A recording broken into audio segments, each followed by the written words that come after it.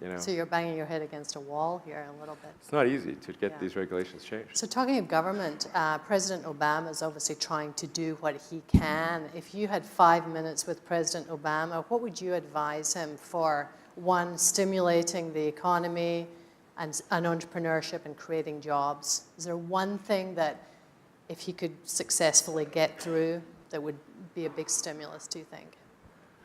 Well, I think actually, I think the reality of being president is that you're actually like the captain of a very huge ship and have a small rudder. Because obviously, if there was a button that a president could push that said economic prosperity, you'd be like, they're hitting that button real fast. Full steam ahead, yeah. You could measure the speed of light by how fast they press that button, because that's called like the re-election button. So I'm not sure how much the president can really do, but I think you know, I'm generally a fan of like minimal government interference in the economy. Like the government should be kind of like the referee, but not the player. And there shouldn't be too many referees. Right. But there is an exception, which is when there's an unpriced externality, such as the CO2 capacity of the oceans and atmosphere. So when you have an unpriced externality, then the normal market mechanisms do not work, and then it's government's role to intervene in a way that's sensible. And the best way to intervene is to assign a proper price to whatever the common good is that's being consumed. So you're saying there should be a tax on gas? There should be a tax on carbon. You know, if the bad thing is carbon accumulation in the atmosphere, then there needs to be a tax on that, and then we can and then you can get rid of all subsidies and everything else.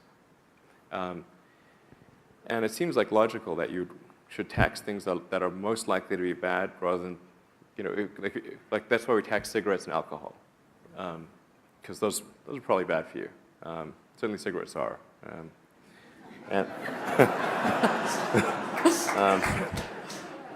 So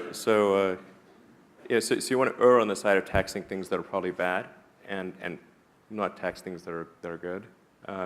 And so I think, given that there is a need to gather tax for the, to pay for the federal government, we should shift the tax burden to bad things, and then adjust that tax of that bad thing according to whatever's going to result in the behavior that we think is beneficial for the future. I mean, I think currently what we're doing right now, which is mining and burning trillions of tons of hydrocarbons that used to be buried very deep underground, and now we're sticking them in the atmosphere and running this crazy chemical experiment on the atmosphere. And then you've got the oil and gas companies, which have ungodly amounts of money. And you can't expect them to just roll over and die. Like, they don't do that. So actually what they much prefer to do is spend enormous amounts of money lobbying and running bogus ad campaigns and that kind of thing to preserve their situation. It's a lot like tobacco companies in the old days. I mean, they used to run these ads with doctors, like a guy with a doctor, pretending he's a doctor, essentially implying that smoking is good for you, right. And like having pregnant mothers on ads smoking. Do you have a message for the climate change skeptics and the big oil people? Well, as far as climate change skeptic, I mean, like I believe in the scientific method, and one should have a healthy skepticism of things in general, and if you approach things from a scientific standpoint, you always look at things probabilistically, not definitively.